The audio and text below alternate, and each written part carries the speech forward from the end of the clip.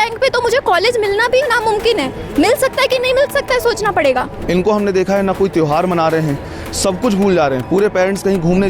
नमस्कार, मैं ईशा साहू और आप सभी का स्वागत है दैनिक चिंतक में। एक विद्यार्थी अपना भविष्य बनाने के लिए क्या कुछ नहीं करता, अपने दिन रात एक कर देता है, घंटों पढ़ाई करता है, अपने परिवार से तक दूर हो जाता है, किसी फंक्शन में नहीं जाता है, अपने सारे जो ऐश आराम है, आज के अगर बच्चों की बात करें तो ऐश आराम मौज मस्ती वो तक छोड़ देता है अपना भविष्य बनाने के लिए। और अगर हम बात करें डॉक्टर बनने की जिसकी ख्वाहिश होती है, उसे तो और भी ज़्यादा रात दिन मेहनत करना पड़ता है।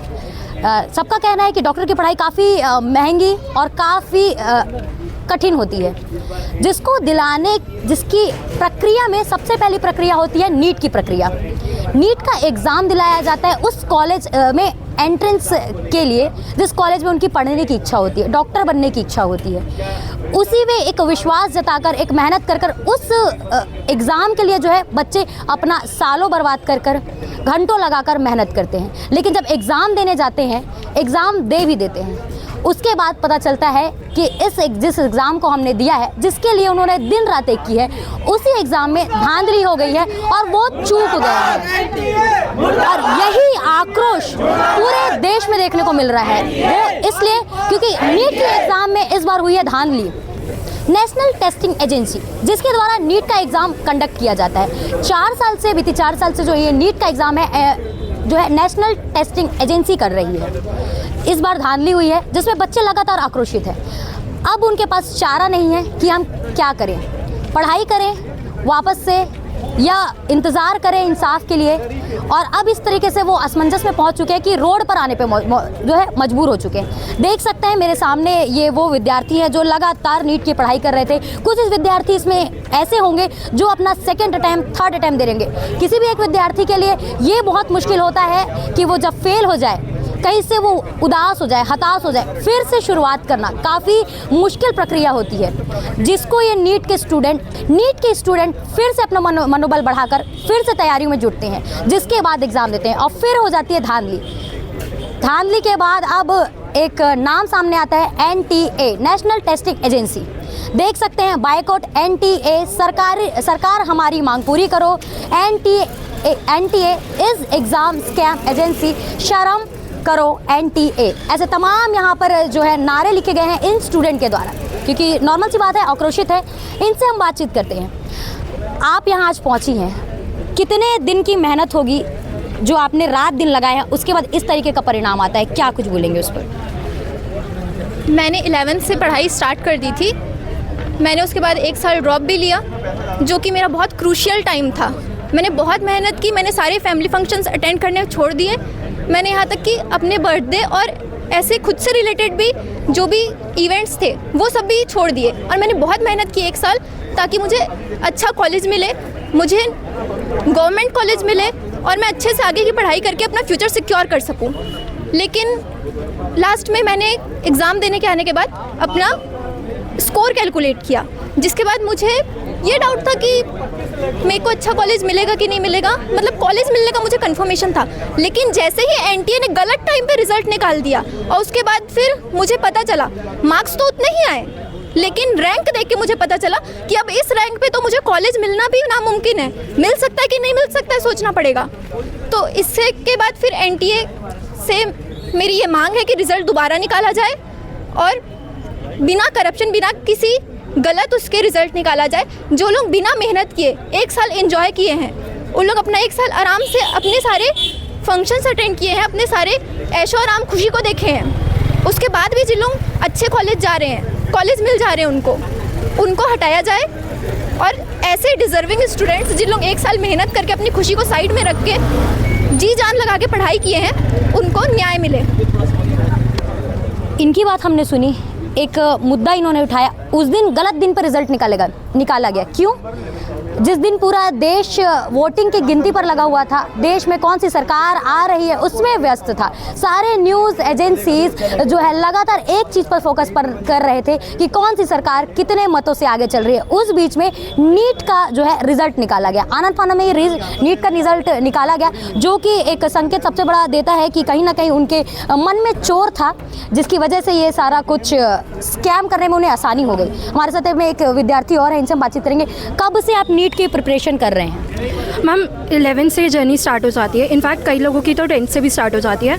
तो लास्ट 4 ईयर्स से हमने कंटिन्यूस पढ़ाई की है, 10th 11th 12th। In fact 1 drop भी है मेरा। और राइट, तो 4 years, it has been 4 years. मतलब हम लोग इतना 4 साल से मेंटली प्रेशर में, सब लोग कह रहे हैं कि मतलब NTA की गलती है, NTA की गलती है, NTA की गलती है। बट मैम हमारा तो क्वेश्चन ये ना कि गलती है, okay, but what will be the, मतलब आंसर क्या है उस गलती का? क्या रीनीट होगा? क्या ये रिजल्ट रीएवैल्यूएट होगा? आपकी मेहनत कहीं ना कहीं बहुत बर्बाद हो गई। ऑलराइट, वो तो हुई है मैम। मेहनत, जो हमारा मेंटल प्रेशर है वो भी कहीं ना कहीं डगमगाया है। हमारा जो सेनिटी है कहीं ना कहीं वो भी डगमगाई है। We are right now insane people who are just standing in the road and taking some posters and मतलब हम लोग अपने में ही कंफ्यूज है कि हम लोग करना क्या चाह रहे हैं। हम लोग बस NTA के पैर पकड़ रहे हैं और भीख मांगने की कोशिश कर रहे हैं, और वो उनको हम पे दया भी नहीं आ रही है, और वो हमें 1 रुपये का सिक्का भी नहीं दे रहे। बेसिकली एक सीट भी नहीं मिल पा रही है। कितने अटैम्प्ट आपने अब तक दिए होंगे नीट के? मैम 12th के कंटिन्यूस में 1 अटैम्प्ट, और this was my 2nd attempt. मतलब ये आपका ड्रॉप है, 1 साल आपका वेस्ट। अगर एग्जाम में अगर कुछ आपके जो रिजल्ट नहीं आए तो कहीं ना कहीं 1 साल का वेस्ट आप मानेंगे इसको? Yes, correct. और इसके जिम्मेदार सीधी NTA more like scamming agency. It has been scamming agency right now ना। तो NTA को मैं सीधा आरोप तो मैं कर रही हूँ मैम। हमारे जो रिजल्ट्स के जो रैंक्स आए हैं वो फ़ोन नंबर के जितने लंबे रैंक्स हैं, जहाँ पर लास्ट ईयर में हमारा जो रैंक था इसका थ्राइस हो गया है रैंक।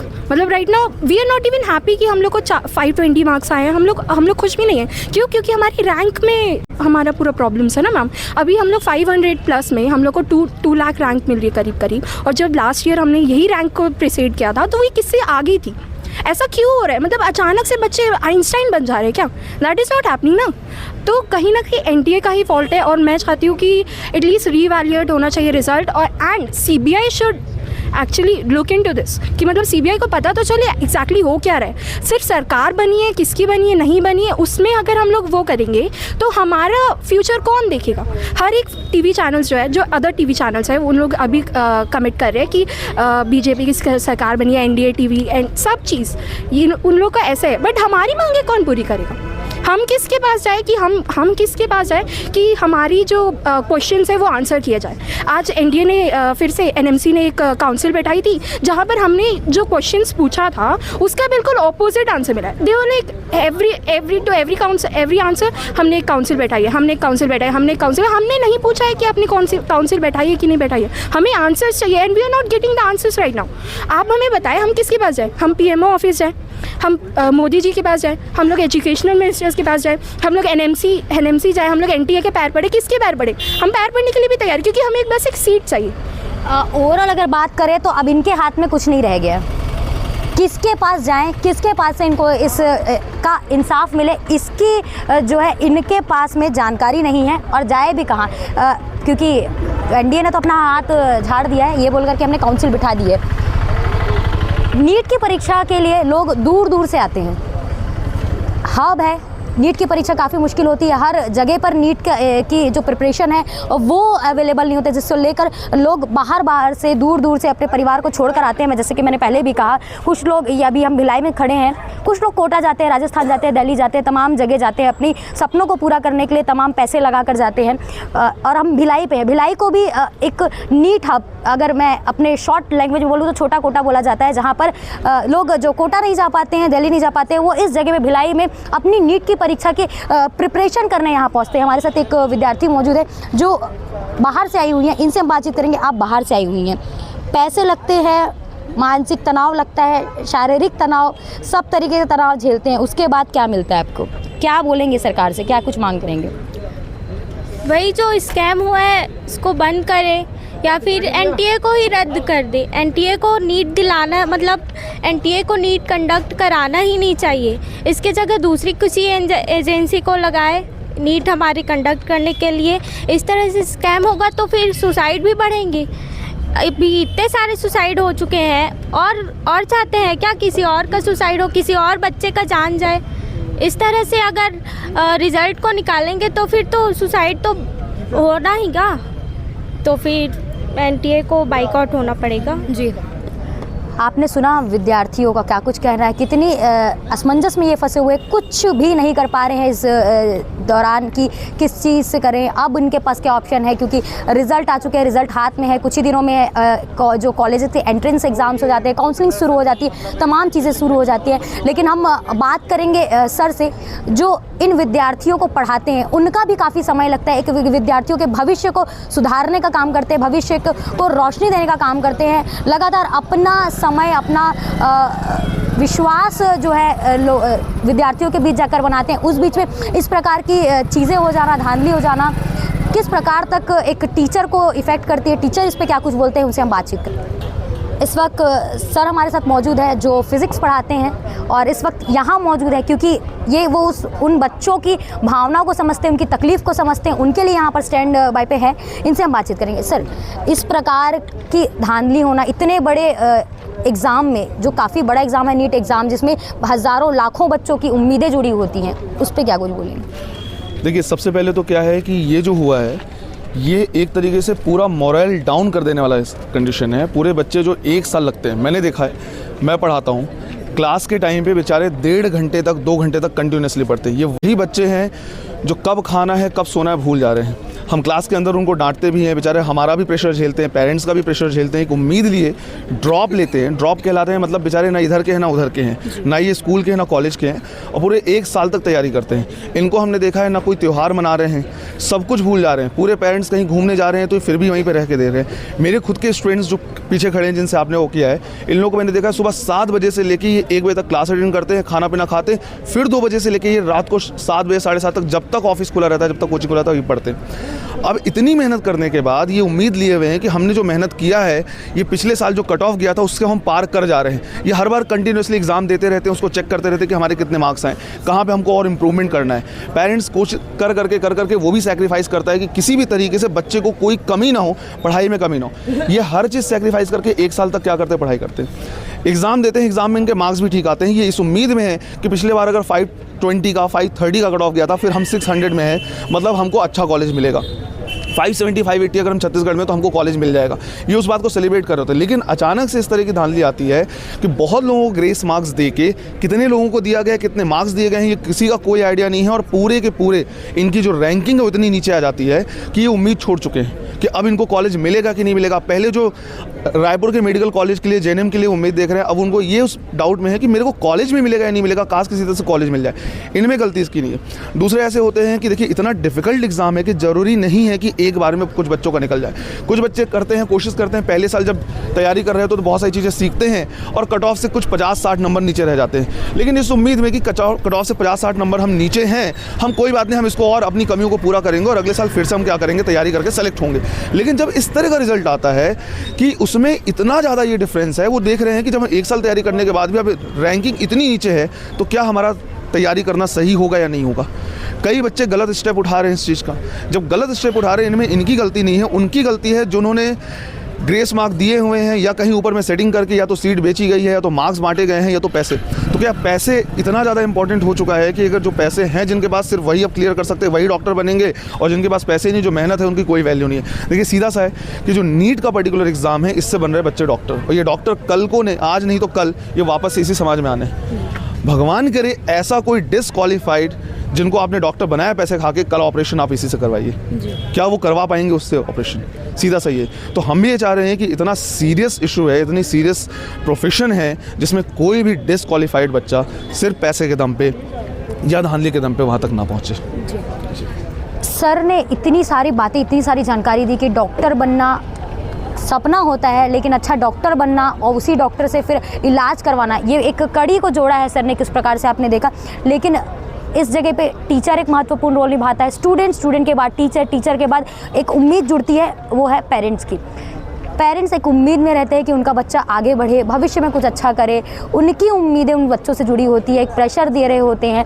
लेकिन इसी बीच में इस प्रकार की धांधली हो जाने, उस बीच में जो पेरेंट्स होते हैं वो पूरी तरीके से मजबूर हो जाते हैं। उन पेरेंट्स का भी हाल इस बार जानने की कोशिश करेंगे, उनसे हम बातचीत करेंगे, वो क्या कुछ की मांग कर रहे हैं, सरकार से क्या कुछ मांग कर रहे हैं, वो हम जानेंगे। सर, आप यहाँ पर आए हुए हैं, पेरेंट्स हैं, बच्चे इतने साल मेहनत करते हैं, उनका फल इस प्रकार से है कि किसी की लापरवाही, किसी के पैसे खाने की वजह, किसी की धांधली के शिकार हो जाते हैं, क्या बोलेंगे सर? मेहनत करने वाले बच्चों के लिए ये बहुत बड़ी एक धोखे टाइप का है, जो साल भर मेहनत किया है और ऊपर से जुगाड़ लगा करके लोगों ने नंबर ले लिया। जो डिज़र्विंग कैंडिडेट है वो कॉलेज से बाहर हो जा रहा है और जो डिज़र्विंग नहीं है वो अंदर हो जा रहा है। तो ये जो एनटीए की हरकतें हैं इस पर थोड़ा सा रुकाव होना चाहिए। इस बार जो हुआ है 14 तारीख को रिज़ल्ट आने वाला था, 4 तारीख को रिज़ल्ट निकल गया। सारे लोग लोकसभा चुनाव के रिज़ल्ट को देख रहे थे, इन्होंने 10 दिन पहले चोर की दाढ़ी में तिनका, 10 दिन बाद रिज़ल्ट आना था, 10 दिन पहले क्यों रिज़ल्ट आ गया? दूसरी बात, ऑनलाइन एग्ज़ाम में इन्होंने कहा कि बाद नंबर ऐसे दिए 719 720, अगर कोई बच्चा एक क्वेश्चन छोड़ता तो 4 नंबर कम होते, अगर एक गलत होता तो 5 नंबर कम होते। 718 719 नंबर दे दिए। जब ये बात सामने आई तब इन्होंने कहा कि हमने ग्रेस दिया है। ग्रेस कैसे दिया है? ग्रेस दिया है ऑनलाइन बेस के आधार पर। ऑनलाइन एग्ज़ाम होता है तो उसमें पता रहता है कि किस बच्चे ने कितने मिनट में कितने क्वेश्चन बनाए। ये तो ऑफलाइन एग्ज़ाम है, इसमें वो नियम तो चल ही नहीं सकता। हज़ारों बच्चों को 50 और 100 नंबर दे करके ऊपर पहुंचा दिया गया है और जो मेहनती बच्चे हैं वो पीछे हो गए हैं। हम चाहते हैं, सरकार से ये मांग करते हैं कि बिना ग्रेस मार्क्स के रिज़ल्ट डिक्लेयर किया जाए, जिनको अफेक्ट हुआ है उनका रीनीट कराया जाए।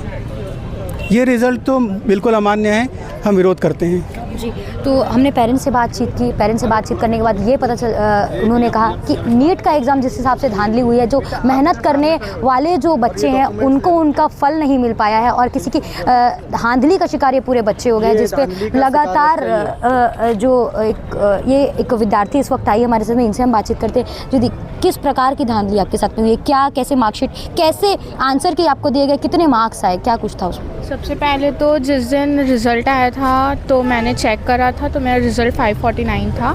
उसके बाद फिर अगले दिन 12 आवर्स के बाद ही मेरा रिज़ल्ट 293 हो गया था। मार्क्स मेरे कम हो गए थे। फिर उसके बाद जब मैंने OMR चेक किया पोर्टल में जाके तो वो भी चेंज हो गया था। उसमें से मेरे 13 क्वेश्चन ही डिलीट हो गए थे। बबल्स नहीं थे उसमें, बबल्स सब गायब हो गए हैं। तो वही हुआ है। तो OMR जब प्रोविजनल आंसर की के साथ आया था उस टाइम OMR मेरा बिल्कुल सही था। उसके बाद जब रिज़ल्ट आने के बाद OMR चेक की तो वो पूरा ही मिसमैच हो गया था।